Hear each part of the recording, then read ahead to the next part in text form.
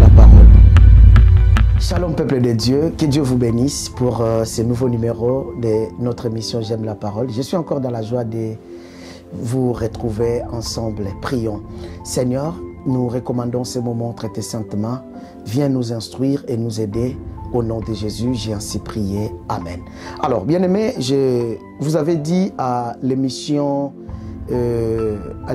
passée, je vous avais dit que je vais parler un peu de la louange, et surtout que nous sommes au mois de janvier, l'année vient de commencer. Et j'avais lu avec vous le psaume 150, là où la Bible dit que tout ce qui respire loue le nom de l'Éternel. Je vous avais dit, la louange ne doit pas être conditionnée seulement.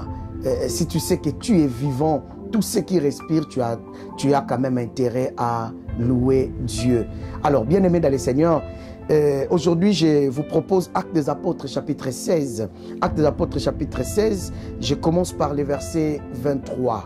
Je commence par le verset 23, la Bible dit « Après qu'on les eut chargés de coups, et ils les jetèrent en prison, en recommandation aux geôliers de les garder sûrement.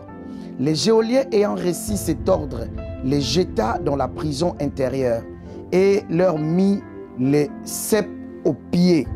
Vers les milliers de la nuit, Paul et Silas priaient et chantaient les louanges de Dieu, et les prisonniers les entendaient. Tout à coup, il se fit un grand tremblement de terre, en sorte que les fondements de la prison furent ébranlés. Au même instant, toutes les portes s'ouvrirent et les liens des prisonniers furent rompus. Alors, bien-aimés dans le Seigneur, ce texte nous a aidés à expliquer aussi la force et la puissance de la louange. Les missions passées, je vous avais dit que beaucoup de gens ont conditionné leurs adorations et leurs louanges à Dieu. Que non, Dieu, avant que je te loue, il faut que je voie ça, il faut que tu me donnes ça, il faut que je bénéficie de ça. Non.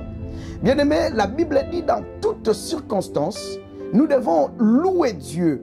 Et ici, quelle est la circonstance? Paul et Silas, bien aimés dans le Seigneur, après avoir guéri, délivré une femme qui avait un esprit de python, la Bible nous dit, mes chers frères et sœurs, que les gens qui manipulaient cette femme n'étaient pas contents et ils ont fait que le peuple puisse se jeter sur les apôtres et les taper, et cela a amené les apôtres dans la prison. Alors, mes chers frères et sœurs, ce que vous allez remarquer ici, dans la prison, bien-aimé, ce n'est pas un bon endroit.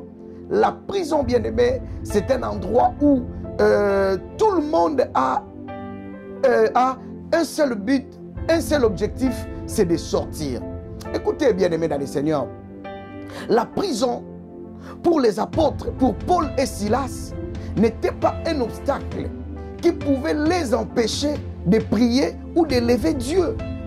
Malgré, bien-aimés dans le Seigneur, leur état, ils étaient dans la prison.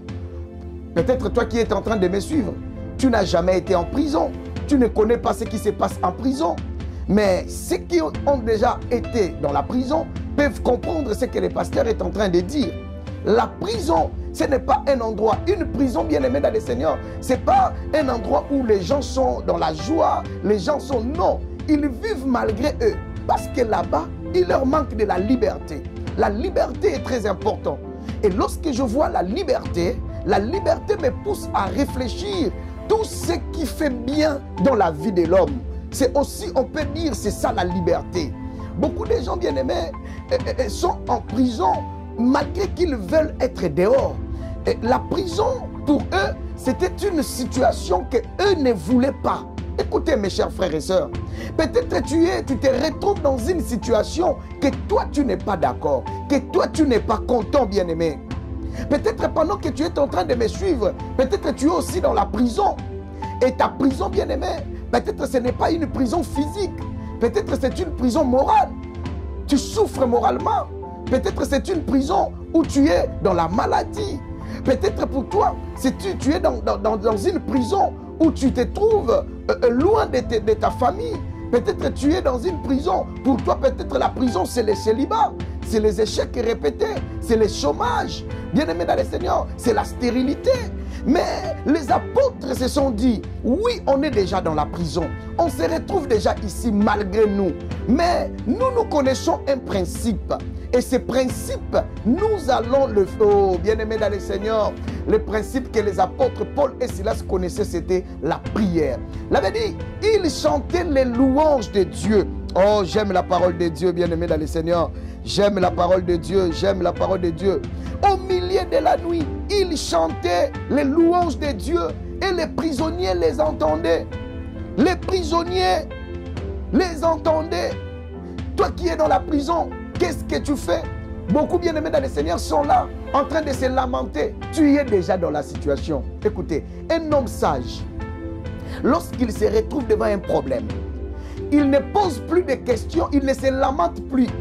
La seule solution pour lui, c'est de chercher la solution, comment sortir de l'endroit où je suis. Et pour les apôtres, eux, ils savaient qu'ils avaient un Dieu et seul le Dieu qui pouvait les délivrer. Et bien aimés dans le Seigneur, ils ont dit, on doit d'abord commencer à prier, à adorer Dieu, à louer Dieu. Écoutez bien aimé, pendant qu'ils louaient, les gens les entendaient. Écoute bien aimé dans le Seigneur, pendant que tu loues Dieu dans ta vie, malgré les souffrances, malgré la prison, malgré les conditions de ta vie, malgré là où tu te retrouves, quand tu loues Dieu, quand tu bénis Dieu, quand tu vis dans la joie, les gens qui t'entourent s'étonnent. Parfois ils se disent, mais dans sa situation, il ne peut pas continuer à chanter, il ne peut pas continuer à prier. Mais les apôtres ont compris, ils ont commencé à louer Dieu, ils ont commencé à élever Dieu. Écoutez, je vais dire à quelqu'un, quelle que soit ta situation, bien-aimé, l'issue de ces cours, c'est la louange. Loue Dieu. 2020 n'était pas facile. 2020, c'était une prison pour toi. Une situation n'était pas bienvenue dans ta vie. Bien-aimé, loue Dieu. Et la Bible dit, pendant qu'il louait Dieu, la Bible dit, tout à coup, oh, j'aime la parole, verset 26, tout à coup, il se fit un bruit, un tremblement de terre. Oh, enfin, ce tremblement de terre, la Bible dit, en sorte que les fondements de la prison furent ébranlés. Bien-aimé dans le Seigneur, la prison où tu te retrouves, lorsque tu vas commencer à chanter, lorsque tu vas commencer à adorer, lorsque tu vas commencer à élever Dieu, c'est alors que les fondements de cette prison seront ébranlés. Mais lorsque tu vas commencer à pleurer, lorsque tu vas commencer à t'inquiéter, lorsque tu vas commencer à dire à tout le monde ton problème, ta situation, c'est là où tu vas encore te fondre. C'est là où tu vas encore rester dans la prison. Mais lorsque tu comprends que non, je dois élever Dieu, comme les apôtres, Paul et Silas ont compris. Ils ont dit non, ici ce n'est pas un lieu, notre lieu. Mais nous devons adorer Dieu qui est le maître des temps et des circonstances. Et en élevant Dieu, en louant Dieu, les gens les écoutaient, les fondements firent ébranler. La Bible dit, bien-aimé dans le Seigneur, oh, même les geôliers s'est étonnés. Je vais dire à quelqu'un pour clôturer aujourd'hui, bien-aimé dans le Seigneur, quelle est ta situation? Tu es dans quelle prison? Et une seule ici, bien-aimé dans le Seigneur, c'est la louange. 2020, c'était pas facile. Et au début de 2021, tu sens des douleurs. Tu sens que la prison est en train de continuer. Élève Dieu. La Bible dit, si quelqu'un est dans la joie, qu'il prie. Si quelqu'un est dans la joie, qu'il chante. Si quelqu'un est dans la souffrance, qu'il prie. Et les apôtres ont compris cela. Ils ont prié. Ils ont loué Dieu. Loue Dieu pour ta situation. Adore Dieu pour ta situation. Et tu verras les choses changer. Je connais ces dieux-là. Et je vis dans l'adoration. Vous savez pourquoi? Parce que dans l'adoration, Dieu ne partage pas sa gloire avec quelqu'un d'autre. Il vient lui-même. Et comme il vient lui-même, alors les fondements de la prison, là où il y a sa présence, ses ennemis se dispersent. Alors dans sa présence, rien ne peut résister. Adore Dieu, loue Dieu pour la situation à laquelle tu te retrouves aujourd'hui. Que Dieu te bénisse mon frère, que Dieu te bénisse ma soeur. Seigneur éternel, aide mon frère, aide ma soeur.